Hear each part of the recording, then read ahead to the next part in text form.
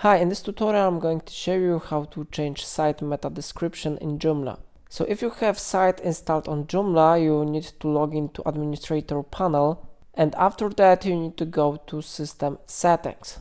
Then a lot of really useful settings should be displayed here, but of course we are interested in to go to global configuration settings, and here we need to open site tab. It is very important to open it, because then if you will scroll down you will be able to see here metadata settings, and one from available option here is site meta description. There is inserted default meta description, so I will delete it and insert here my own description. For example, it is simple website about tutorials.